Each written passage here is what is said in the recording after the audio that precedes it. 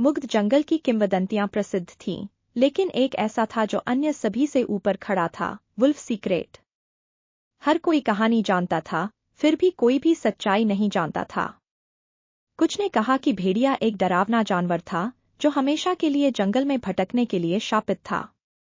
लेकिन दूसरों ने फुसफुसाया कि भेड़िया की तुलना में किसी ने कल्पना की तुलना में अधिक था। राफा यही पता लगाना चाहता था। एक शाम, जैसे ही पूर्णिमा उगने लगी और पेड़ों पर चांदी की चमक बिखेरने लगी, राफा ने सच्चाई को उजागर करने का फैसला किया। गांव के सभी लोगों ने उसे न जाने की चेतावनी दी, लेकिन राफा की जिज्ञासा उसके डर से अधिक मजबूत थी। वह क्या नहीं जानता था कि आज रात भेड़िया के रहस्य हमेशा के लिए अपना जीवन बदल देंगे।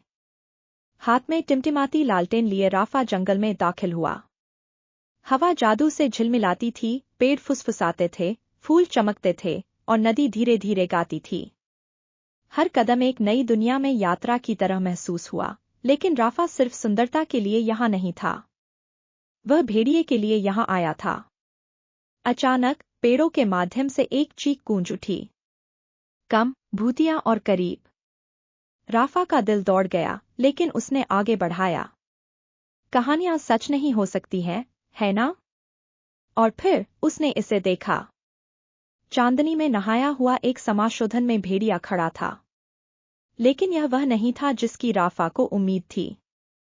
प्राणी का फर चांदी की तरह चमकता था, उसकी आंखें गहरी थीं और भावनाओं से भरी हुई थीं, क्रोध से नहीं। भेड़िया ने राफा को खतरे से नहीं, बल्कि उदासी से देखा। क्या आप कहानियों से भेड़िया हैं? राफा ने पूछा, उसकी आवाज थोड़ा कांप रही थी। भेड़िया आगे बढ़ा, उसकी आवाज नरम और दयालु। मैं हूं। लेकिन कहानियां केवल अर्धसत्य हैं। मैं शापित हूं, लेकिन इसलिए नहीं कि मैं दुष्ट हूं। बहुत पहले मैं स्वार्थी, निर्दयी था। जंगल की आत्माओं ने मुझे सबक सिखाने के लिए यह रूप दिया। राफा ने अपना सिर झुका लिया। एक सबक? लेकिन क्यों छिपे रहें? शायद अगर लोगों को असली कहानी पता होती, तो वे डरते नहीं होते। भेड़िया साइड, एक ध्वनि है कि सदियों के वजन वहन करने के लिए लग रहा था। डर समझने से आसान है। ग्रामीणों को केवल राक्षस दिखाई देता है, जादू नहीं। राफा ने एक पल के लिए सोचा। लेकिन क्या होगा अगर हम इसे बदल दें? क्या होगा अगर मैं उन्हें दिखाऊं कि आप वास्तव में कौन हैं? भेड़िए की चमकती आंखें राफा के साथ बंद हो गईं, आशा की एक झिलमिलाहट भीतर छिपी हुई थी। कोई भी कभी कोशिश नहीं करना चाहता था। राफा मुस्कुराया। ठीक है, मैं करता हूं। अगली सुबह राफा गांव लौट आया, लेकिन अकेले नहीं। भेड़िया जंगल के किनारे की छाया में छिपा रहा, देखता रहा। राफा ने सभी को चारों ओर इकट्ठा किया और उन्हें सच्चाई बताई, भेड़िए की असली कहानी। पहले तो ग्रामीणों को संदेह हुआ। वे कहानियों पर इतने लंबे समय से विश्वास कर रहे थे कि परिवर्तन असंभव लग रहा था।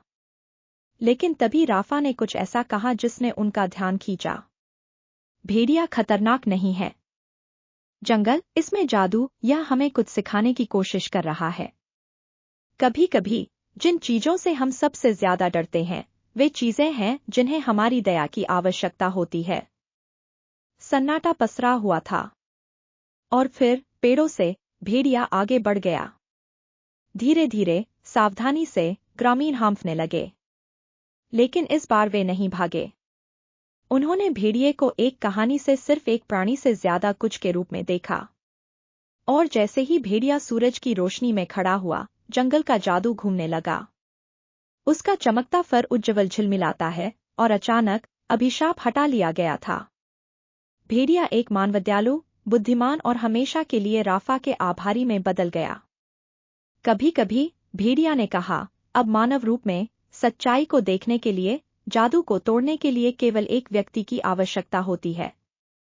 गांव वाले खौफ में खड़े हो गए। राफा ने वह किया था जो कोई और नहीं कर सकता था, उसने डर को देखा था और जादू पाया था। उस दिन के बाद से गांव और जंगल अब अलग नहीं थे। जादू साझा किया गया था, और राफा, जिसने भेड़िया को मुक्त कर दिया था, उस बच्चे के रूप में जाना जाने लगा जिसने दोनों के बीच शांति लाई। लेकिन अगली पूर्णिमा, वे कहते हैं, यदि आप बारीकी से सुनते हैं, तो आप अभी भी एक हॉवेलनरम, डरावना नहीं हर किसी को याद दिला सकते हैं कि जंगल का जादू वास्तव में कभी नहीं छोड़ता है। यह हमेशा वहाँ है, उन बहादुर लोगों के लिए इंतजार कर रहा है जो इसे खोजने के लिए पर्याप्त हैं।